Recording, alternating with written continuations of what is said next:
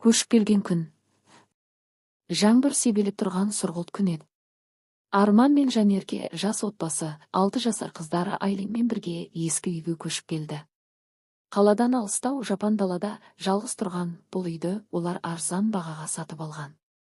Бірақ бұл тыныштықта бір түрлі нәрсе бар еді. Үйге кірген сәтте-ақ Жанерке артына жалт қарап: «Сен естідің бе?» деді. «Нені?» Біреу сыбырлағандай болды. Арман күлді. «Қарным ашып тұр, саған тамақ емес, ұйқы жетіспей жүр». Айлин тыныш қана үй ішін аралап жүрді. Ескі баспалдақтар сықырлайды, қабырғалар сыз тартқан. Бірақ бір бұрыштағы үлкен айна оның назарын аударды. Ол айнаға қарағанда өз бейнесінен бөлек көз қиығымен басқа біреуді көріп қалғандай болды. Сол түні Айлин жылап оянды. «Әке, біреу бөлмемде жүр. Сыбырлап тұр». Арман ұйқылы ояу барып қарап келді. Ешкім жоқ. Бірақ Айлиннің көзі шүңірейіп, дірілдеп тұрғанын көріп, жүрегі сәл шым ете қалды. «Жаным, ол тек түс қой» деді. «Жоқ, олар қабырғада тұр, сөйлеп тұр». Сол түні қабырғада әлсіз дыбыстар шыға бастады. Сыбыр емес, бір түрлі үн. Адамда емес. Бірақ анық біреу тыңдап тұрғандай. Бұл үйде тыныштық деген бос ұғым еді. Таңертең Айлин ешкіммен сөйлеспей, бұрышта үнсіз ойнап отырды. Жанерке қызын алаңда бақылай берді. Көзінде қорқыныш, жанары бос. «Қызым, не болды?» «Айнадағы адам қайта келді» деп сыбырлады ол. Жанерке денесін шымырлатып айна тұрған бөлмеге кірді. Ескі, дақ басқан айна. Бірақ қарасаң бір түрлі бейнең бұрмаланып тұрады. Жанерке өз бейнесіне ұзақ қарап тұрып қалды. Бір сәтке бейнесі жымиғандай болды, бірақ өзі жымимаған еді. Түскі уақытта үйдің ішін аралап жүрген Арман қабырға ішінен әлсіз тықылдаған дыбыс естіді. Құлағын тақап еді, біреу көмектестегендей өте әлсіз сыбыр шықты. Ол қабырғаны қағып көрді, іші қу сияқты. «Мынаның артында бір нәрсе бар» деді ол. «Кетші, қорқытпа» деді Жанерке.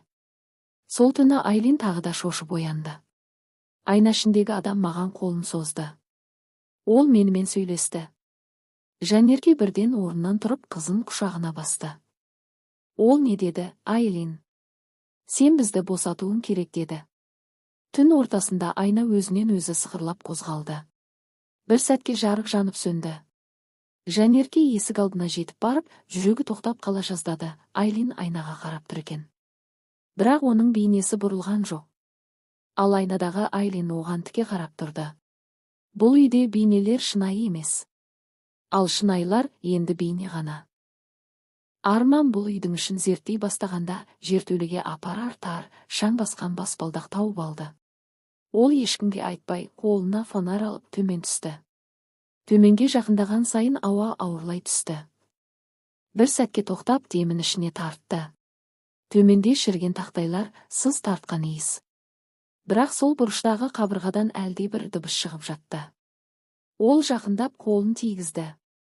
Сол сәтте қабырға сәл ығысып, тырнақпен сызылған іздер ашыла кетті. Қабырғаның іші қанға боялғандай еді. «Бұл мүмкін емес» деп сыбырлады Арман. Үйдің үстінде Айлин тағы да айнамен сөйлесіп отырды. «Олар сені шақырып жатыр» деді ол анасын көргенде. «Кімдер, жаным?» «Қабырға ішіндегі адамдар». Жанерке үрейден дірілдеп қабырғаға қарады. Сол сәтте еден астынан бірдеңе шоршып өтті. Ол селк ете түсті. Қабырғаға көзі түсіп еді, жаңа ғана жоқ болған жерде тырнақпен жазылған үш сөз пайда болыпты: «Біз мұндамыз». Түн ортасында қабырға тіпті өзінен өзі сықырлап, біреудің ішін тырнап жатқан дауысы анық естілді. Арман есікті ашып жібергені сол еді, сыздан сескенді. Қараңғы бөлмеден біреу жай ғана күрсінді. «Сендерді көріп тұрмыз» деді әлде бір бөгде дауыс. Олар қабырғада емес. Олар әлде қашан үйдің ішінде. Міне үнсіз тұрған үй хикаясының 4 бөлімі. Үнсіз тұрған үй, ай бөлім, қоңырау. Айлин түнде шошып оянып терезеге қарады. Терезенің сыртында тұрған сұлба оған тесіле қарап тұр еді. Қараңғыда анық көрінбесе де, көзі от шашып тұрғандай сезілді. Айлин тіл қатпастан көрпесін бүркеніп алды. Бірақ әлгі сұлба терезе әйнегін баяу тырнап үйге енетін дыбыс шығарды. Келесі күні таңертең үйдің кіре берісіндегі ескі телефон өздігінен шырылдап кетті. Бұл үйде байланыс желісі жоқ болатын. Арман мен Жанерке бір-біріне үреймен қарасты. Арман барып түтікті көтерді. Түтіктің ар жағынан тек тыныс алған дыбыс естілді. Сәлден соң әлсіз әйел дауысы сыбырлады. Мен әлі осындамын. Арман түтікті лақтырып жіберіп артқа шегінді. Біреу ойын ойнап жүр, бұл біреудің анайы әзілінің шегі. Жанерке үндеместен Айлиннің бөлмесіне жүгіріп кірді. Айлин бір бұрышта бүктүсіп отыр екен. Олар бүгін түнде үйге түгел кіріп келеді, деді ол жай ғана. Қандай олар? Кімдер?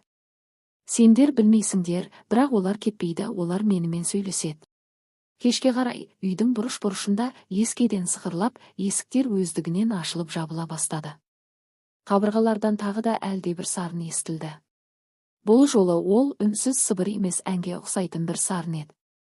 Түсі белгісіз, ескі, қатқыл дауыс бір әннің үзігін қайталап тұрды. Қоңырау. Қайта шал, бізді естисің бе? Айлиннің ойыншық телефоны өздігінен шырылдады. Қараса түтікті ешкім ұстап тұрған жоқ. Бірақ түтіктен кішкентай баланың жылаған дауысы анық естілді. Бұл үйде енді тыныштық емес, дауыс үстемдік құрды. Сол түні Арман ұйықтай алмады. Қабырға ішінен шыққан тықылдаған дыбыс, шырылдаған ойыншық телефон. Әлінің қорқынышты сөздері, бәрі жанын жегідей жеп.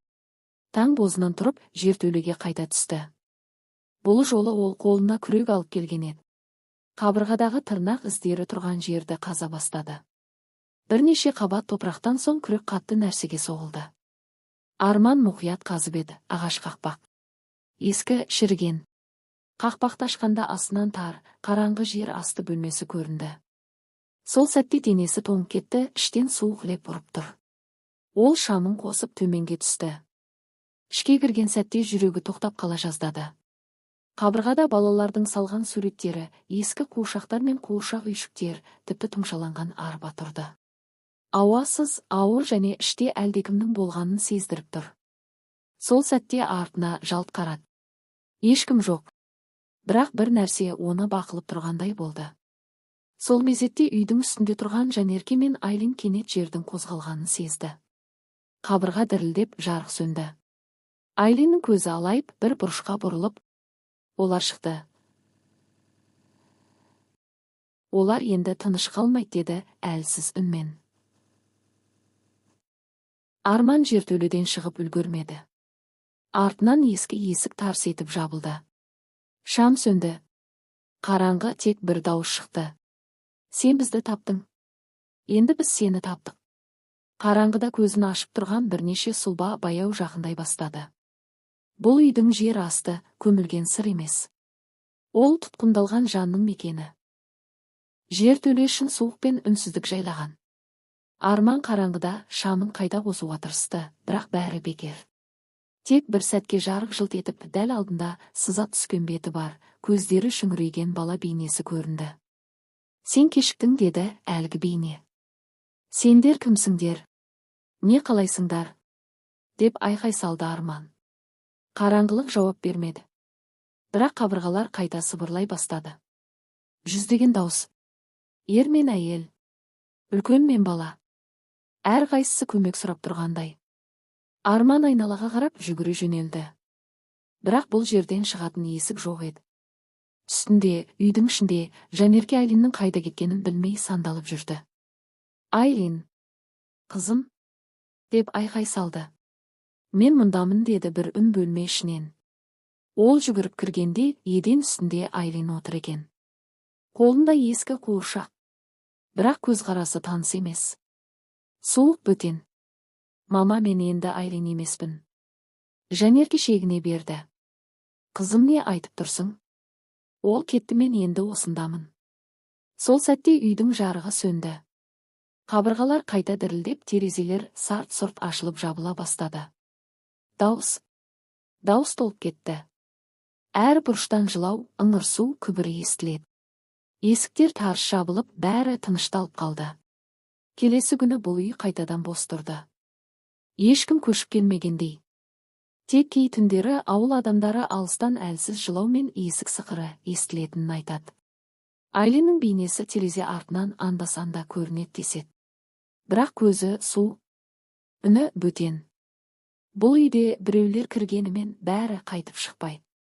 Үнсіз тұрған үй үнсіз емес екен.